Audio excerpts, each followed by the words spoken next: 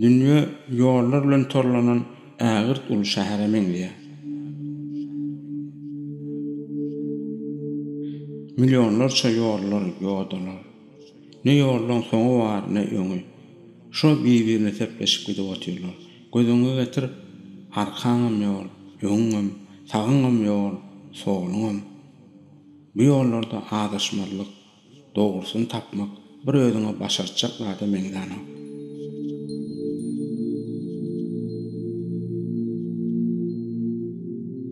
Megerem şoň üçindir adam ähli zatdan beter maslahata möhtaç.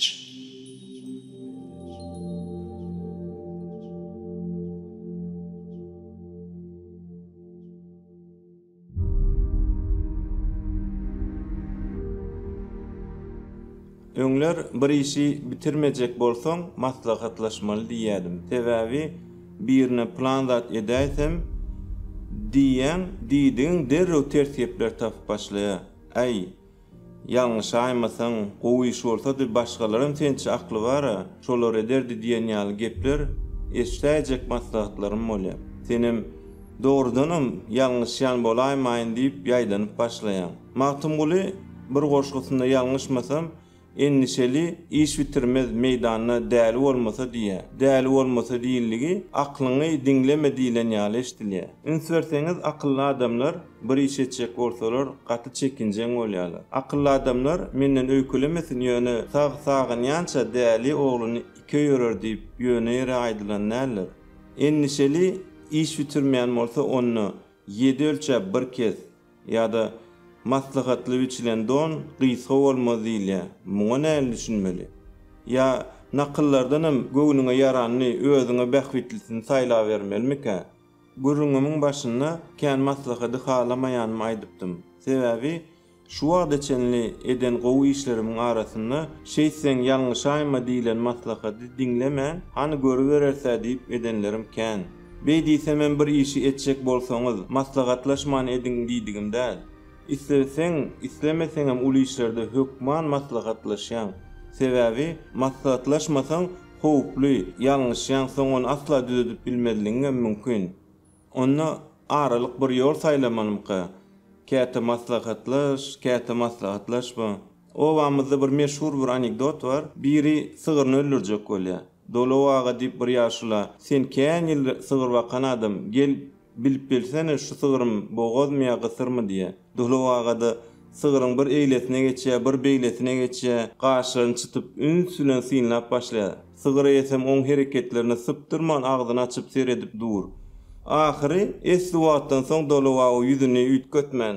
Ay bu sığır ya boğazdır ya gısırdır deyiptir. Göğünü olmasa maslahatlaşmak qoğuzat bolin adamın içinde höwes, tuton yerlilik, gaýdusuzlyk, gaýrat diýen ýaly häsiýetler bolmalymy diýen. Maslahatlaşyp kemini goýman soňam netijesinden gorkup dursaň, hiç adam iş bitmeýär. Men bir ütköşük açyş edemok. Hemmämiziň bilýän adamyz ýöne tuton yerli, hyjugly, gaýdusuz adamlarda bir kemçilik köp duş geldim.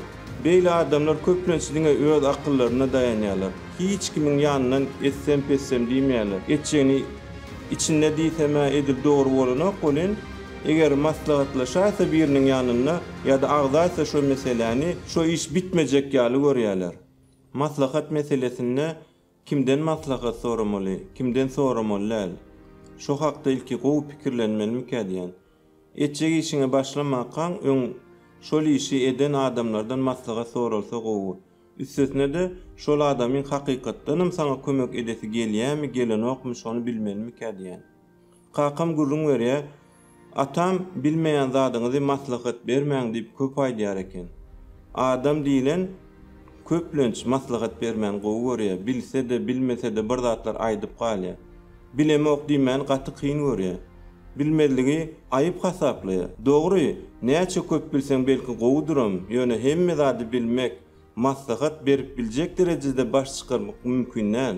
2 2 4-üni bilmesen geňrek, ýöne samolyot sürüp bilmesen geň däl. Edir şon ýaly bilmeýän adama gidip maslahat salmak gaty ýalňyş. Maslahat soraýanyň seni özüne konkurent, bäsleş bolaýmasyn diýip dogrusyny aýtmanyň bilýär köplenç. Bu ýem ol adamyň öz meselesi. Sen sonra maslahatyny dinle, sana aýdylany bolşýaly ýerine ýetirdiýänem ýok aslında. Özüň dogry hasap edýäniňi edibermeli. Bir işi başlamakan maslahat edip gowy bişirsen, hiç wagtym ziýan diýme. Mümkin şo günkü bitirämeli işiňi bir küçük soň geçip bitirersin. Ýöne boljak iş bolandan soň howlukmaly däl ekenem diýip ökünmeýän. Bir zada düşündüm.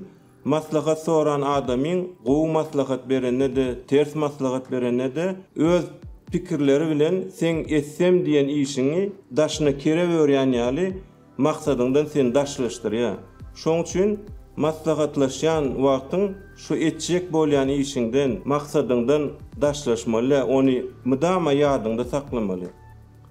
Maslahat diýmek bir adamy ünsünen dinlemek, berilen maslahaty köre etjek bolman ony aklyňda gowy ölçäp biçmelmi diýen.